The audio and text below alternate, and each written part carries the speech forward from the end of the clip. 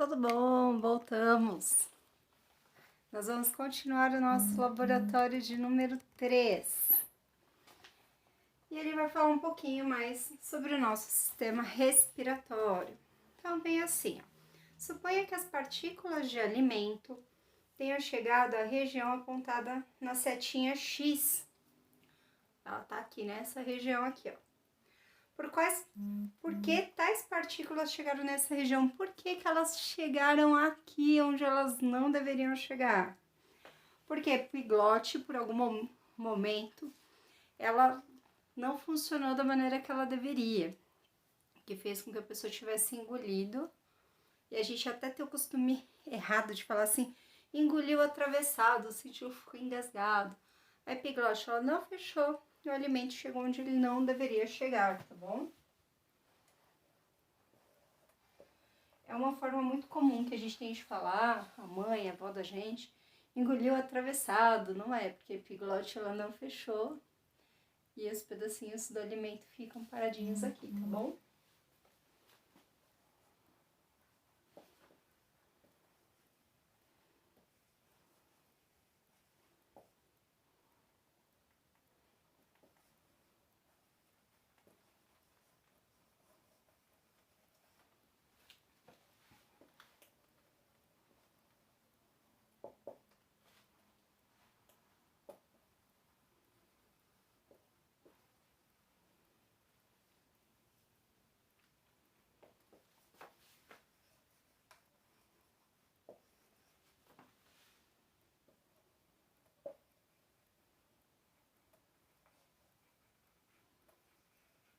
Por que isso ocorre? Por que acontece de ter essa abertura ali do ar e ele passar pela epiglote?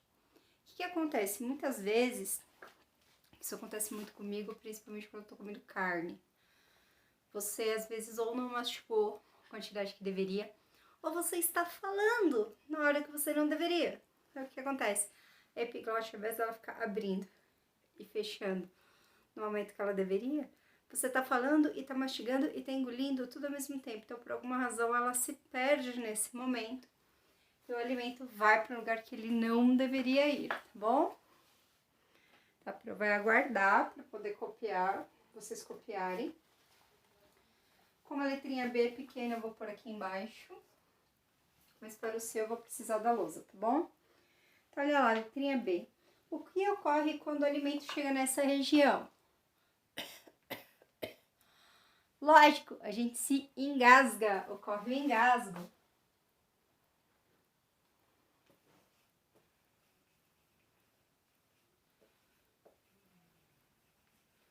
E com ele, junto com o engasgo, ficou o alimento paradinho aqui no meu pescoço. O que acontece? Eu tenho aquela vontade louca de tossir e todo mundo fica assim, bebe água, bebe água, bebe água. Você tem sede. Você tem uma sede falsa, na verdade, né? Você às vezes nem quer beber água, mas você fica sufocando ali. Então você quer ajudar aquele alimento a descer. Quando muitas vezes o que você precisa é tossir e colocar para fora, tá bom? Então, o organismo reage com a tosse.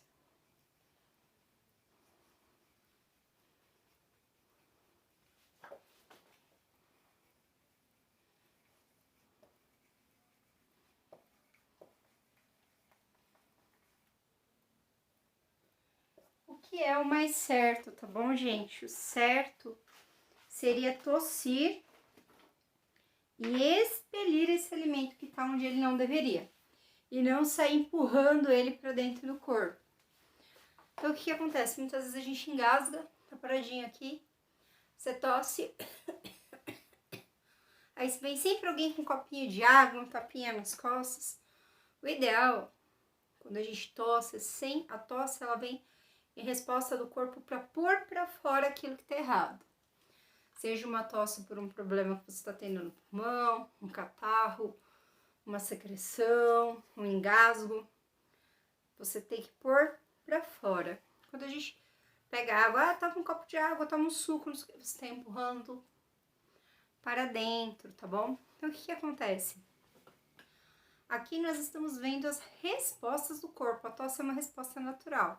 Quando eu começo a jogar a água para dentro, eu vou empurrando cada vez mais para dentro. Isso gera algum problema? Na grande maioria dos casos, não, tá bom? Mas ninguém garante que você não possa ter algum problema. Por isso que quando a pessoa ela tem lá, tá chupando uma bala, aquela bala ela é grande, um pedaço de carne grande, ficou entalado aqui, a gente tem o sufocamento, tá? Para você tirar a pessoa desse estado de sufocamento, você tem que fazer algumas manobras, a gente vai estar vendo na próxima aula, que a Pro vai fazer para vocês, tá bom? São formas de você socorrer uma pessoa que esteja tendo esse tipo de engasgo, né? Ficou ali com alimento muito grande parado aqui nessa região. Então, assim, toda vez que a gente vai tossir, a ideia é sempre pôr para fora e não a gente sair empurrando. Então, por exemplo, se eu comprei uma bala, eu tô chupando uma bala, essa bala ela não é um tic-tac, é um pouco maior. Ela tá parada aqui, isso vai obstruir minha passagem de ar, minha passagem de saliva, e aquilo vai tampar aqui, esse meu trecho aqui. Significa que laringe, faringe não vão conseguir trabalhar. Por isso que a gente tem sempre esse cuidado de não dar determinados alimentos para criança que é muito pequena, pedaços grandes de comida, ou determinadas balas. Por quê? Porque a criança pequena não tem esse controle. Mas isso não significa que a gente mesmo adulto não possa comer alguma coisa que vá causar pra gente um engasgo desse tipo, tá bom? Vocês se liguem que as próximas aulas vocês vão ter o quê? Alguns experimentos que vocês não vão fazer em casa, vocês só vão assistir para vocês poderem entender, tá bom? Então vai ter algumas coisinhas diferentes, mas é só para vocês verem, tá bom? Não é para reproduzir, é só para vocês poderem entender, tá bom? Tá, Pro vai deixar vocês copiarem para eu poder depois apagar.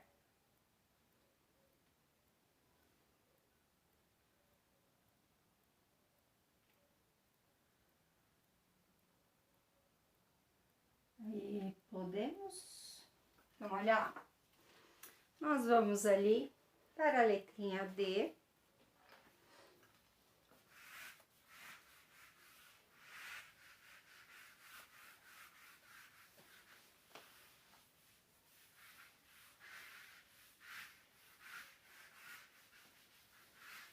Olha lá, a letra D falou assim, ó. Como se denomina essa região que teve o engasgo? Ali é a nossa laringe, tá bom?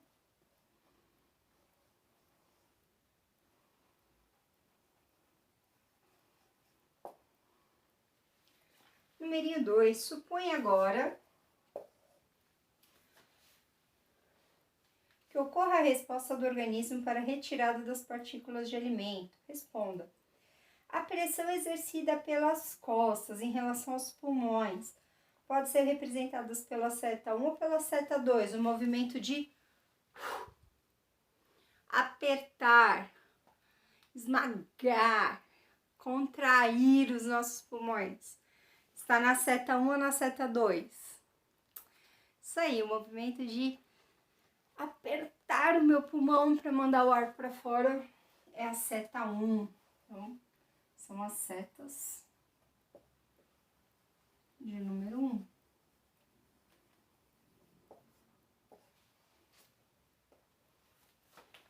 O movimento do diafragma, que corresponde às setas 3 ou a seta 4. Qual que é o movimento que o diafragma está fazendo? Da seta 3, está empurrando para cima, para ajudar a fazer força, para que essa sujeirinha, esse engasgo, essas partículas vão embora e não cheguem até os pulmões. Aqui a letra A.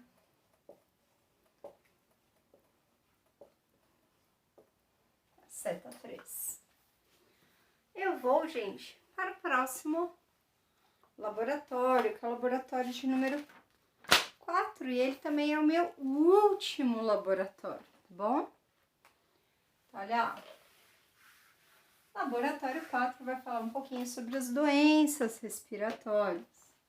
Então, vamos lá.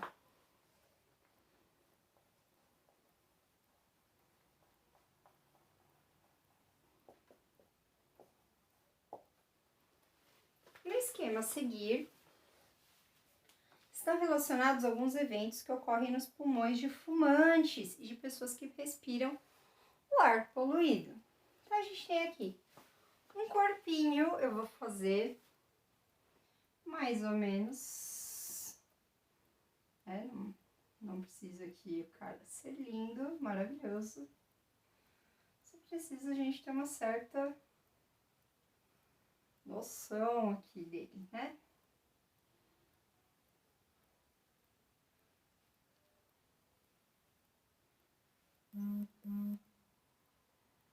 Então, né, vamos fazer aqui mais ou menos.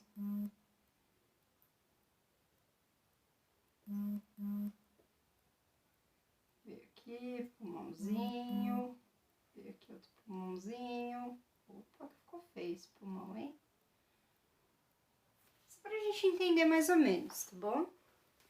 Este cara é este cara aqui, mas esse cara aqui, ele obviamente sofreu algum acidente aqui que ele não está muito bonito. Então, olha, ó, desse ladinho veio escrito assim, ó, fumaça do cigarro, ar poluído, contínua irritação dos brônquios, inflamação, contração dos brônquios e tosse. Aí vem uma letrinha A, é a nossa bronquite. Então, quem tem bronquite tem o quê? Contração dos brônquios, aqueles fiozinhos mais grossinhos que vão gerar os bronquíolos. Então, ali você tem uma inflamação, que a gente chama de bronquite. Do ladinho de cá veio assim, ó, perda de elasticidade do pulmão, destruição da parede dos alvéolos. A gente tem aqui o enfisema.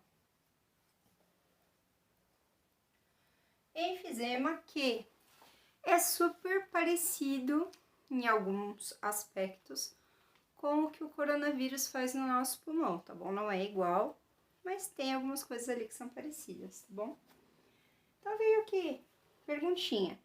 Quais as alterações indicadas em A e B? A, bronquite, e B,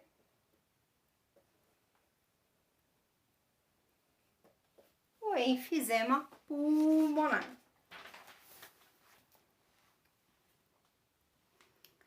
Rapidinho, né? Porque esse aí nem é tão longo, é pouquinha coisa para escrever.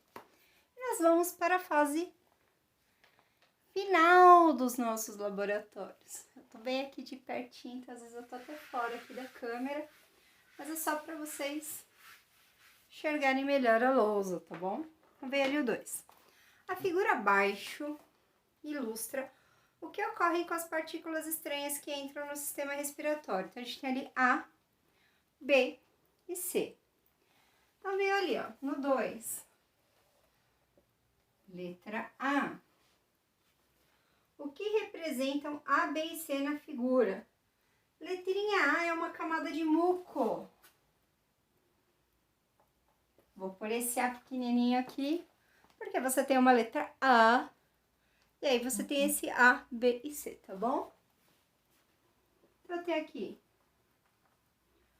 uma camada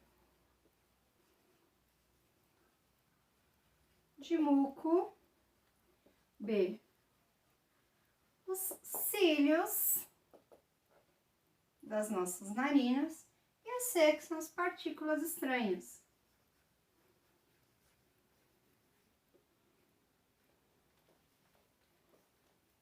Que vão grudar no nosso muco e sair em forma de catoto do seu nariz. E a última, e não menos importante das nossas questões, de exemplos de duas regiões do sistema respiratório em que temos essa mesma figura podendo acontecer. Onde que eu tenho cílios e muco? Cavidade nasal, que é essa aqui, traqueia, e nos próprios brônquios, né? Onde vai gerar bronquite ali, se você tiver uma inflamação.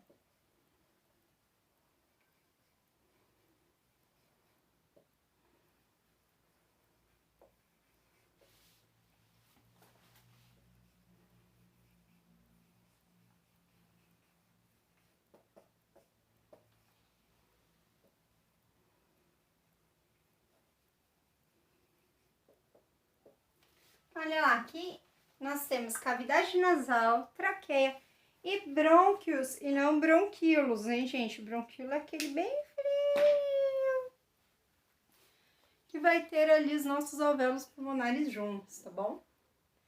Então, olha lá, nós encerramos os nossos laboratórios. Está aqui no cantinho. Nós vamos encerrar os nossos laboratórios de ciências. Nós vamos na próxima aula ter experiências, para a gente estar vendo. E vamos começar a ter ali as correções dos demais exercícios. Então, vocês vão ver que ali onde a gente tem o nosso gabarito, a gente nem vai usar tanto. Por quê? Algumas matérias, como História, Ciências e Geografia, nós vamos fazer toda a correção aula a aula, tá bom? Então, matemática e português se torna um pouquinho mais difícil por causa do volume de lição, mas nós também vamos tentar fazer tudo junto, tá bom? Então, ó, beijão pra vocês, aproveitem a aula, se preparem porque essa semana tem experiência, tá bom? Beijo, até a próxima aula.